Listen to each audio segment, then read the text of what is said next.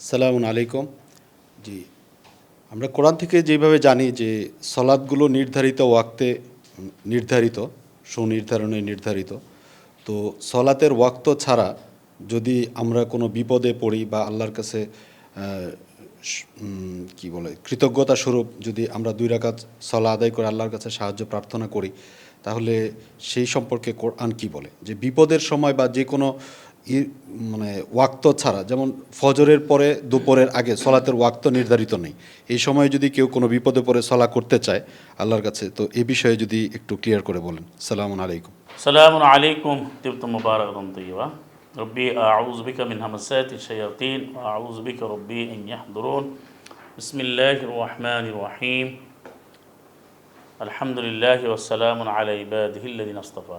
যে এবারে আমরা যে প্রশ্নটি আমরা পেলাম, যে প্রশ্নটি করা হয়েছে এখানে আমরা কিছু আগে শুনলাম, সে গুরুত্বপূর্ণ প্রশ্ন যে সলাতের যে ওয়াক্তগুলো নির্ধারণ করে দিয়েছেন 6টা ওয়াক্ত কোরআন মাজিদে রয়েছে একাধিক আয়াতে।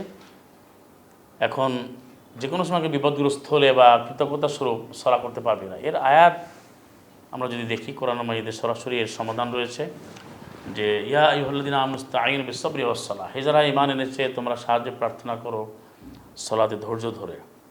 এটা হচ্ছে সূরা বাকারা 153, আর সূরা বাকারা 45 আল্লাহ বলেছেন ওয়াস্তাঈনু বিস-সাবরি ওয়াস-সালাহ, তোমরা সাহায্য প্রার্থনা করো ধৈর্য ধরে সলাতে। এখন কোরআন মাজিদের যে সময়গুলো আল্লাহ বরাদ্দ করেছেন, যেগুলো আল্লাহ নির্ধারণ করে দিয়েছেন, আবশ্যক করে দিয়েছেন, সেই সময়গুলো যদি আমরা অনুসরণ করি তাহলেই যথেষ্ট। সেখানে কিন্তু আপনি যদি কোরআন যদি রুটিনটা ফলো করা হয় 6টা টাইম, তাহলে এখানেই আমার ধৈর্য ধরে সব চাইতে হবে। এখন দেখা যায় সলাতের মধ্যে আমরা আবেদন নিবেদন না করে আমরা সলাটা খুব দ্রুত সেরে অন্য সময় কিন্তু আল্লাহকে আমরা ডাকতেছি। আমি সবসময় আল্লাহর জিকিরান কাসিরা করবো, কিন্তু আল্লাহ যে সময় দিলে সে সময়তে সলা করতে হবে ধৈর্য ধরে।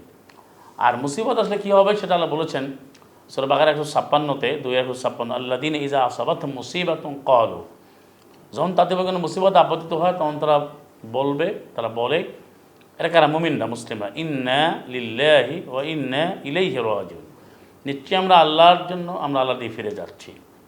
এবং আরেকটি বিষয় হচ্ছে যে সূরা মারিয়ামের 58-তে রয়েছে এবং সূরা বনী ইসরাঈলের 107, 8, 9 আমরা পড়ি যে আয়াতুর রহমান, রহমানের আয়াত, আল্লাহর আয়াত যখন পাঠ করা হয় তো অনেকে সাজদায় লুটিয়ে পড়ে,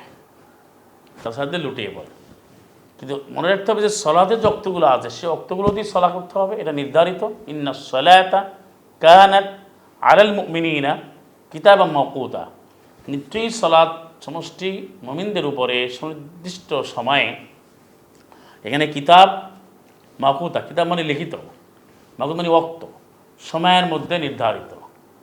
সেই সময়টা কোথায়? আমরা কোরআন বলে আমরা দেখি যে তুমি দিনের 2 প্রান্তে করো, রাতের শুরুতে করো, তারপরে দ্বিপ্রহরে সূর্য ঢলে পড়লে তুমি সূরা কায়েম করো, রাতের শেষে করো, তুমি অপরাহ্নে করো, আসরের সময় আশিয়ায় করো। তো এই বিষয়গুলো সূর্য উদয়ের পূর্বে করো, সূর্য অস্তের পূর্বে করো, তো সেগুলো সুনির্ধারিত। এই সময়গুলো অনুসরণ করে আমাকে চাইতে হবে। আর মুসিবতের সময় আমি কি পাঠ করবো সেটা বলা হচ্ছে। আমরা যদি কোনো কিছু আমল করি, কোনো কৃতজ্ঞতা প্রকাশ করি, সেটা করার জন্য আমি কী বলবো সেটা বলা হচ্ছে। যেমন 27 নম্বর সূরার 40-এ রয়েছে, যখন সেই সাবা রহমানের সিংহাসন এসে গেল তখন সালামা কিন্তু বললেন হাদা মিন ফাদলি রব্বি, হাদা মিন ফাদলি রব্বি, আমার উপর অনুগ্রহ। তারপরে কোনো হলে আলহামদুলিল্লাহ রাব্বিল আলামিন, তাবারাকাল্লাহু রাব্বিল আলামিন, এই তাসবিহগুলো আছে। কিন্তু সলাতের নিজের টাইমে সলা করতে হবে, এর বাইরে সলাতের নির্দেশনা আল্লাহ দেননি। আর বিপদ আপদের সময় আমি কী তাসবিহগুলো আল্লাহ শিখিয়ে দিয়েছেন। তবে আমি যখন আয়াত পাঠ করবো তখন যে কোনো সময় আয়াতে যদি ভাবাবেগে আমি আপ্লুত হয়ে আমি আল্লাহর সন্তুষ্টি বিধান আমি লুটিয়ে পড়তে পারি। এই সলাতের রক্ত ছাড়া আমি যে কোনো সময় সাদ্দায় লুটিয়ে পড়া যাবে, সেটা তো আয়াত রয়েছে 1958। তাহলে সলাতে শুকরিয়া সলাত বা বিপদের সময় সলাত এটা আল্লাহ বরাদ্দ করেননি, নির্ধারণ করেননি, বরং যে সময়গুলো দিয়েছেন সময়গুলো ধৈর্য ধরে সাহায্য তারা আদেশ করেছেন। ওয়া আখিরু দাওয়াহুম আলহামদুলিল্লাহি রাব্বিল আলামিন। সালামুন আলাইকুম ওয়া রাহমাতুল্লাহি ওয়া বারাকাতুহু।